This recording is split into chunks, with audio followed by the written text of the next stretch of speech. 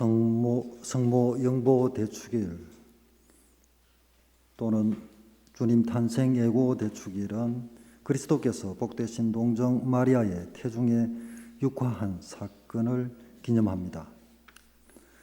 성탄이 임박한 오늘 대림 제4주일에 교회는 또 다른 주님 탄생 예고를 성대하게 기념합니다. 여기서 우리는 마리아의 예에 결코 못지않은 요셉의 예를 봅니다. 복음은 기쁜 소식이죠. 마테오가 전하는 기쁜 소식은 예수 그리스도의 족보로 시작합니다. 어제 복음이었죠. 성탄이 임박한 대림 제4주일 바로 전날인 어제 복음이 예수 그리스도의 족보입니다. 다윗의 자손이시며 아브라함의 자손이신 예수 그리스도의 족보로 시작됩니다. 그리고 대림 제4주일인 오늘 복음은 또 다른 족보 이야기를 들려주고 있습니다. 예수 그리스도께서 어떻게 다윗의 자손이 되느냐에 대하여 이야기해 주고 있습니다. 우리가 잘 알다시피 마테오 복음은 마리아의 잉태에 대한 이야기를 전해주지 않습니다. 주님의 천사가 요셉에게 마리아가 성령으로 인하여 잉태하였다는 사실을 전하는 것으로 대신합니다. 루카 복음이 하느님께서 성령의 능력으로 인간의 모습으로 처녀의 몸에 잉태하였다는 데 초점이 맞추어져 있다면 마테오 복음은 사람이 되신 하느님이 어떻게 다윗의 자손이자 사람의 아들이 될 수 있느냐에 대한 물음에 답을 주고 있습니다. 오늘 복음에 따르면 요셉은 약혼녀 마리아의 잉태 사실을 알고 있습니다. 그리고 성령으로 말미암아 그렇게 되었음도 알고 있는 것으로 보입니다. 이런 사실을 안 요셉은 어떻게 반응합니까? 남모르게 마리아와 파혼하기로 작정합니다. 요셉이 이렇게 결심을 굳힌 이유에 대하여 마테오는 요셉이 의로운 사람이었고 또 마리아의 일을 세상에 드러내고 싶지 않았기 때문이라고 밝히고 있습니다. 여기서 요셉의 의로움은 무엇을 가리킬까요? 당연히 하나님의 율법에 충실함을 우선적으로 생각하게 합니다. 그렇다면 자기와 관계없는 아내의 임신 사실을 난 남편은 아내와 파혼해야 합니다. 그래야 하나님의 율법의 의로움이 지켜집니다. 그러나 여기서 간과할 수 없는 중요한 것이 하나 있습니다. 이는 간음에 관하여 그렇게 규정하고 있다는 사실입니다. 그런데 요셉에게 닥친 것은 성령으로 말미암아 잉태되었다는 사실입니다. 이전에도 없었고 앞으로도 없을 초유의 사태입니다. 인간들끼리의 부정한 관계, 즉 간음으로 인한 것이 아니기에 요셉의 고민은 더욱 깊어집니다. 어쨌든 요셉은 마리아와 파혼하기로 합니다.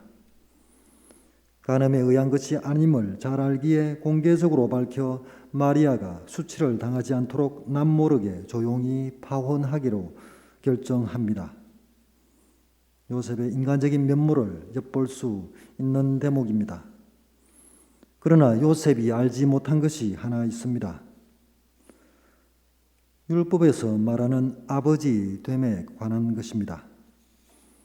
아버지는 아들에게 이름을 부여함으로써 그가 자기의 아들임을 공개적으로 선포합니다.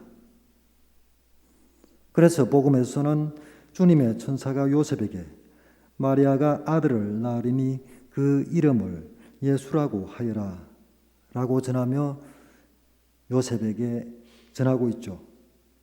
성령으로 잉태된 아기를 자기의 아들로 받아들임으로써 요셉은 이제 예수의 법적인 아버지가 되는 것입니다. 다윗의 자손 요셉아, 두려워하지 말고 마리아를 아내로 맞아들이라. 다윗의 자손인 요셉이 마리아를 아내로 맞아들임으로써 성령으로 잉태된 아기가 다윗의 자손이 되는 것입니다. 구약 성경의 예언 말씀이 요셉의 응답으로 이제 성취되고 있는 것입니다.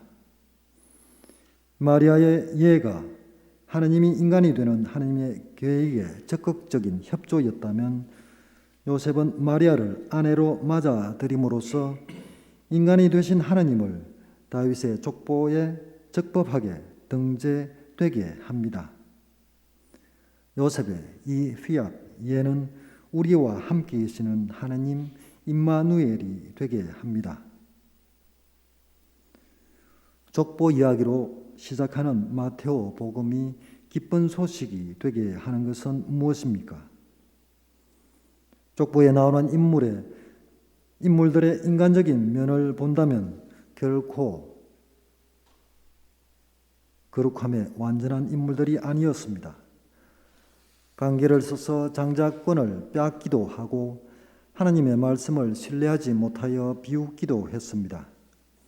남편이 있는 아내를 취하기 위해 그 남편을 죽음에 몰아넣기도 하고 죽은 아들의 아내와 관계를 맺기도 합니다. 심지어 이방인 여인이 낳은 아들이 그리스도의 족보를 계승하기도 합니다. 이렇게 족보 이야기는 흠투성이 인간들을 통해서도 하나님의 계획이 펼쳐진다는 사실을 잘 알려줍니다. 예수님께서 나중에 세리와 죄인들과 함께 하실 것이라는 예표인 거죠. 죄인들도 하나님이 하시고자 하시면 결코 하나님의 계획에서 예외가 되지 않습니다. 요셉을 통해서도 하나님의 계획은 결코 철회되지 않습니다. 율법에 충실하기 위해 마리아와 파혼하기로 작정했을 때 하나님께서는 요셉에게 율법의 정신을 깨우쳐 줌으로써 하나님의 계획이 좌절되지 않도록 합니다. 신비롭기도 하지만 놀라움을 금할 수가 없습니다. 하나님의 계획이 인간의 응답을 통하여 실현된다는 것이 어떻게 가능합니까? 이렇게 복음은 흠이 있는 죄인들 뿐 아니라 지성적으로도 조금 모자란 사람들을 통하여도 하나님의 계획이 성취됩니다. 우리 죄인들과 한없이 부족한 우리들에게 얼마나 큰 위로가 되고 희망을 안겨줍니까? 우리에게서도 하나님께서는 당신의 계획을 펼치실 것입니다. 기쁜 소식이 아닐 수 없습니다. 그러나 우리는 마냥 기뻐하고만 있을 수는 없습니다. 곧 다가올 예수님의 탄생으로 하나님의 계획이 완성되지는 않을 것이기 때문입니다. 요셉의 적극적인 수락으로 육으로는 다윗의 자손이 되셨지만 앞으로 한참 후에 제1독서 로마서의 말씀대로 죽은 이들 가운데서 부활하시어 힘을 지니신 하나님의 아드님으로 확인되셔야 합니다. 하나님께서는 당신의 계획을 틀림없이 실행하시지만 결코 서두르지 않으십니다. 요셉은 주님의 천사가 전한 대로 마리아를 아내로 맞아들입니다. 그리하여 성령으로 잉태된 아기를 자기의 아들로 받아들입니다. 사람이 되신 하나님을 요셉은 자기 집안에 모심으로써 앞으로 올 모든 민족, 모든 세대의 주님이 되게 합니다. 이렇듯 믿는 이의 적극적인 응답은 하나님께서 우리와 함께 머무르도록 하나님께 자리를 내어 드리는 것입니다. 요셉은 이 모든 과정을 겪으면서도 한마디도 하지 않습니다. 온전히 말씀에게 자리를 내어주고 있습니다. 오늘 대림식이 마지막 주일을 요셉에게 계시된 주님의 잉태 축일로 기뻐합시다. 주님께 머무를 자리를 마련하고 온전히 자리를 내어준 요셉 성인의 정구를 청하도록 합시다.